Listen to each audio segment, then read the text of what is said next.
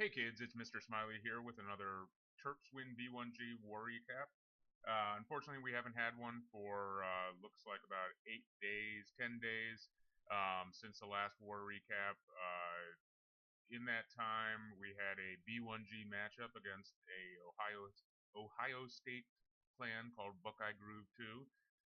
We had a pretty nice win against them. Another nice win against Champions AC, and then a loss to a South American team clan that was embarrassing, but a lot of our guys were out doing scrims, so we were left with a skeletal crew here. And to be honest, I have no idea what happened because I didn't get a chance to go through it before the update wiped all of our attacks from there. So we're just going to take a mulligan on that Ecuadorian clan war. Everybody has a bad one every once in a while. So now that the update's in, this one is going to be a little bit hard to do because half of the replays did get wiped, but we still did have a couple of really nice attacks that I want to focus on. The first one, I don't usually do a lot of Town Hall 10 2-stars. Because that's the nature of the Town Hall game, is that Town Hall 10 2-stars are usually typically boring, and it's just the Town Hall 10 doing his job. And that's why I do want to focus on this attack, because Scuba taking out a pretty solid, here, I don't know what it would be adjusted now after the update, but a 97 weight Town Hall 10 is pretty close to max. And Scuba's just doing his job. But that's really important, because if a Town Hall 10 can't do his job, then you're wasting attacks that can be used later on for bully beatdown attacks to 3-star Town Hall 9s. So it's part of the Town Hall 10 game. It's not very glamorous. It's blue collar. You get your lunch pail and you show up and you just do your damn 2-star. And there's nobody better at that than Scuba. He's one of probably our most reliable Town Hall 10. Definitely one of the most reliable. So I just want to focus on an attack that we've been using a lot. I think on this base you could either do a mass golem, mass jump, or you could do what Scuba coined a Smiley special, just because I was doing a lot of it at one period when I had just turned Town Hall 10 and starting to get Town Hall 10 armies. And it's a really solid attack. Scuba has pretty decent heroes here, but for Town Hall 10s that have low heroes, it's not as hero dependent or as Archer Queen dependent as a Mass Golem. And it's a really nice versatile attack that if it's not a ring base, you can usually get it with a Smiley special. And we call it that because it's really an Earthquake GoGiWiWi, which doesn't exactly roll off the tongue. So what he's going to do here, he's going to come in the north, and he's going to drop a Quake to open up this section. And really, Town Hall 10, it's all about speed to Inferno. So a jump is good, but a jump is going to slow down your troops, and they just aren't going to funnel as much. Whereas an Earthquake is just going to pound down those walls. They really just don't exist for the troops, and it's going to funnel everything straight into the core. And when we're talking about the Town Hall 10 2-star game, you don't really need to worry about that back Inferno. You don't have to take out both Infernos to get the Town Hall and get the 2-star. So the whole point of the Smiley special here is to get at that Town Hall, get at take out everything as much as you can in the middle. Try to spread out the funnel a bit, get some percentage here. And then another key is you want to have a little bit of cleanup here. So you got your 2 archers, 3 minions. Try to do a scout before the base. As you can see here on this side, there's mortars on the outside of all these. So they could be really clever and have some Tesla popping up outside the walls here. If you drop minions, they could have some air bombs out there. But more often than not, and it depends on each clan. It could just be sloppy design rather than being clever. So a couple minions out here, a couple archers out here, out of mortar range. It's a good call. You can pick up an extra 6 to 10% just by doing that. So before the update, we probably would have had a golem and a giant in the clan castle just because it makes it easy to drop. But after the update, now we have Witch 3.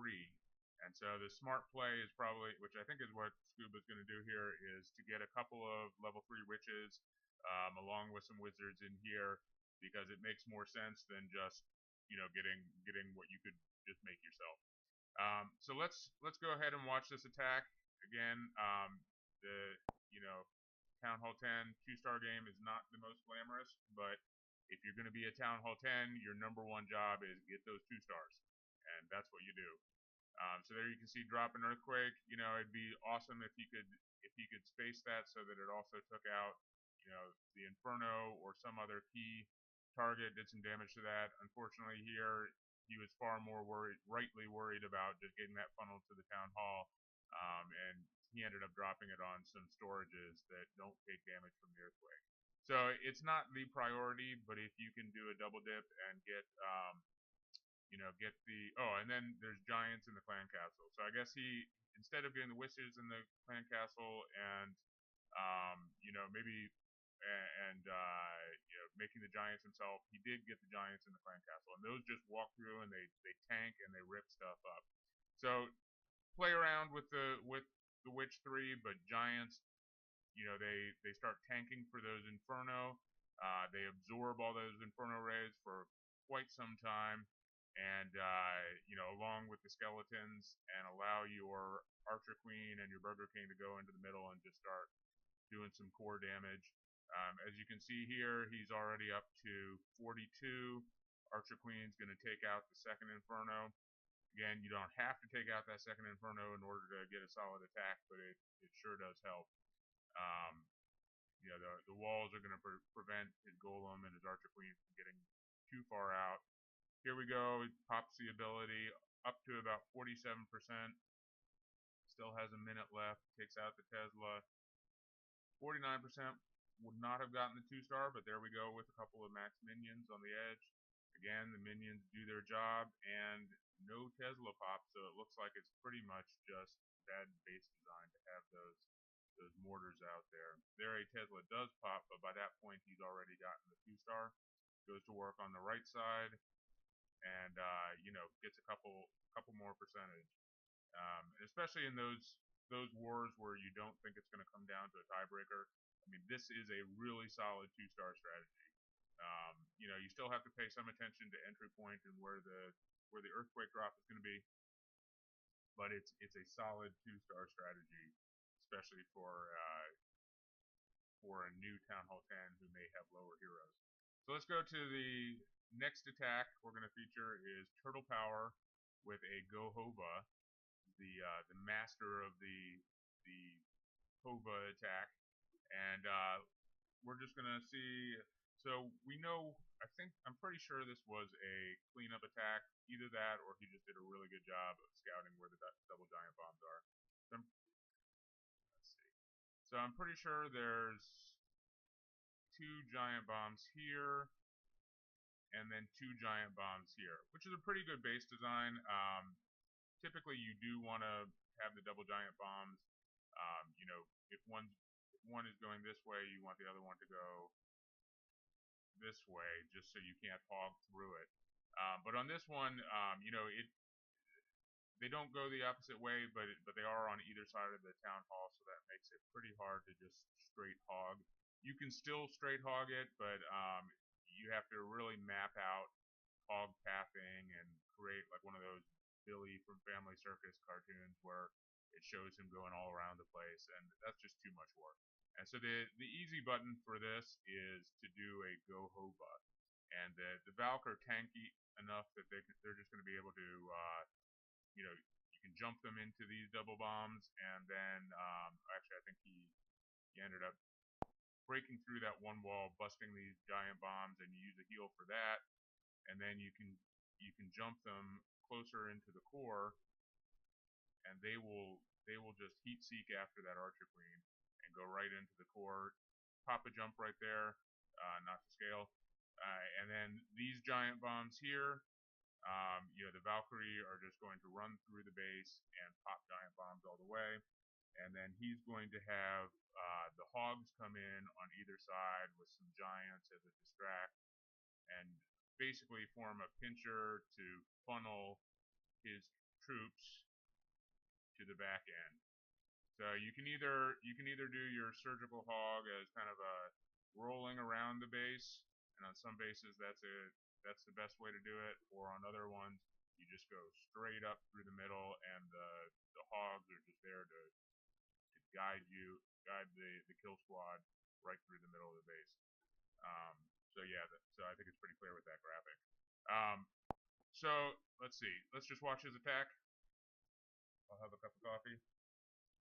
Sometimes I have about 8 cups of coffee during these videos, just so I don't sound like the happy painter guy and put everybody to sleep with my soothing voice. So dropping the wizards, create a nice big funnel because those Valkyrie love to go after buildings that are close together. Pops open the outside wall.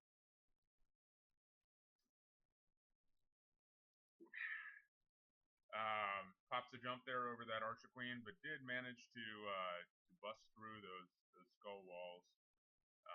Drops a poison, that'll take care of that clan castle. It's a little bit dicey sending the Valkyrie straight under that splash damage, but with the poison already dropped, they're not going to do too much. They jump through and start taking out the clan castle. And as you can see, he's doing the hog drops on a little bit of a delay to give that kill squad time to just move through that base. And there's a golem. Pops a bomb at this point. There's really not going to be much to worry about for his hogs. Valkyrie are just running all over the place. Pop another bomb there.